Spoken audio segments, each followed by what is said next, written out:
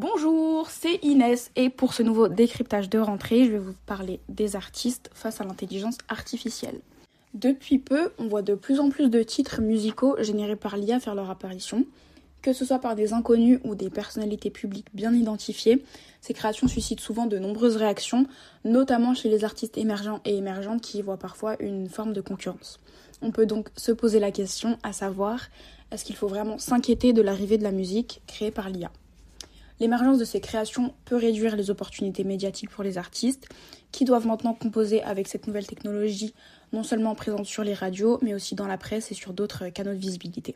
Cet été, par exemple, le titre C'est qui Maxime, en partie produit par la youtubeuse Léna Situation grâce à l'intelligence artificielle, a été massivement relayé dans les médias et surtout diffusé en radio sur Énergie.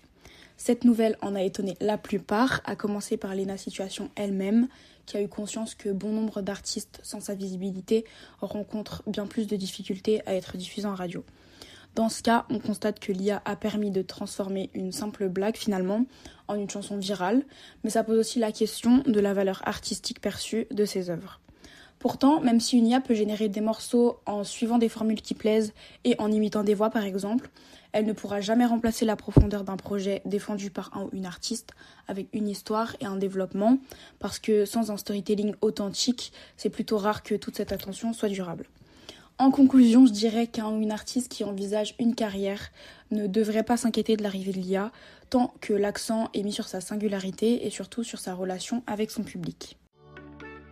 Merci d'avoir suivi cet épisode jusqu'au bout. N'hésitez pas à vous abonner à notre newsletter en scannant le QR code qui s'affiche à droite de l'écran ou en cliquant sur le lien dans la description.